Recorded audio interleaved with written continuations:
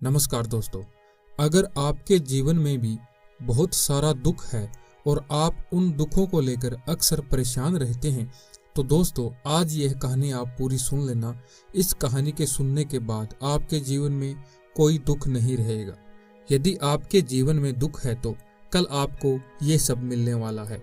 आगे कहानी पूरी सुनिए। एक 80 साल के बूढ़े के पास एक कीमती घोड़ा था। वो घोड़ा उस समय दुनिया का सबसे कीमती घोड़ा था। बुजुर्ग को गांव वालों ने सलाह दी कि अभी घोड़ा जवान है, आप इसे बेच दो, इसके अच्छे दाम मिल जाएंगे। बुजुर्ग ने प्रेम से कहा, नहीं, ये कीमती घोड़ा ईश्वर ने मुझे इसलिए दिया है ताकि मैं इससे प्रेम करूं और इसकी सेवा करूं। इसका मेरे पास होना ईश्वर की मर्जी है। ये सुनकर गांव वाले चले गए, लेकिन एक हफ्ते बाद ही घोड़ा गायब हो गया। गांव वाले बुजुर्ग के पास आकर बोले, देखा, हमने कहा ही था इसे बेच दो, अब ना जाने किसने उसे चुरा लिया। बुजुर्ग ने कहा, शांत हो जाओ, ईश्वर की मर्जी है, उन्होंने ही घोड़े को कहीं भेजा होगा।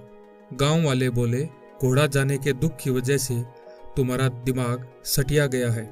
यह कहकर सब चले गए, लेकिन 15 दिन बाद वो घोड़ा वापस आ गया और अपने साथ जंगल के 20 जंगली घोड़े को भी ले आया।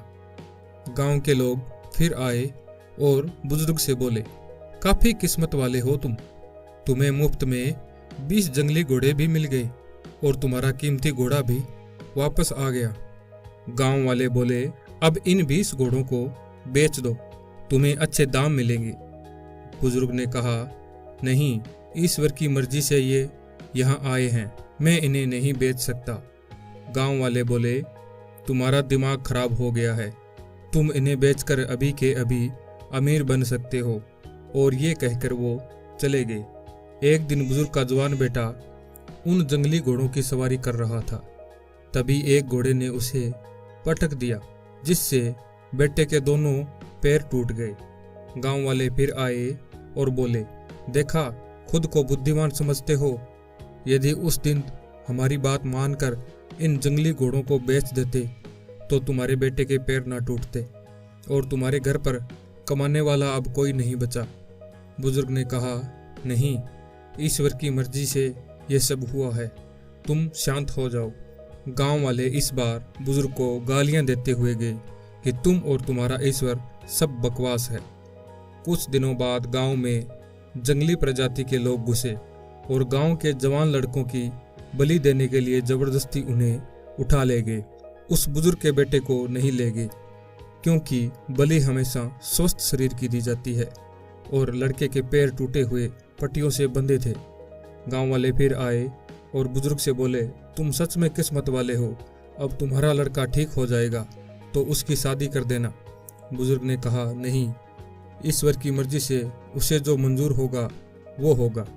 गांव वाले बोले, सनकी बुड्ढे, तेरे कुछ काम सफल हो गए तो तुम खुद को महान मत समझ।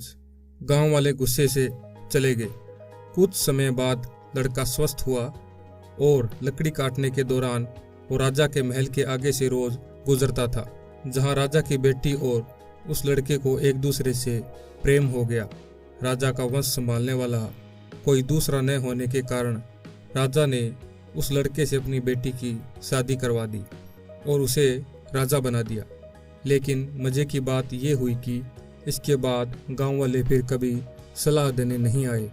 वो बुजुर्ग दरवाजे पर बैठकर गांव वालों का इंतजार करके हंसता रहा और मन ही मन कहता रहा, पागलो, सब ईश्वर की मर्जी से होता है, तुम बेवजह ही हड़बड़ाहट जाते हो।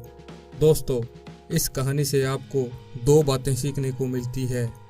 नंबर 1, आपको नहीं पता कि आज आपके साथ जो हो रहा है वो कल आपको किस जगह पहुंचा देगा, आपकी किस्मत में क्या लिख दे। इसलिए आज जितने भी बुरे समय से आप क्यों न गुजर रहे हों, थोड़ा सब्र करो, ये समय आपके लिए कुछ न कुछ बड़ा लेकर आए जो आपको बाद में पता चलेगा। नंबर 2, जिस व्यक्ति को ईश्वर परमात्मा पर पूरा भरोसा रहता है कि वो मेरे साथ कभी गलत नहीं होने देंगे, ऐसे व्यक्ति के साथ ईश्वर कभी गलत नहीं होने देता।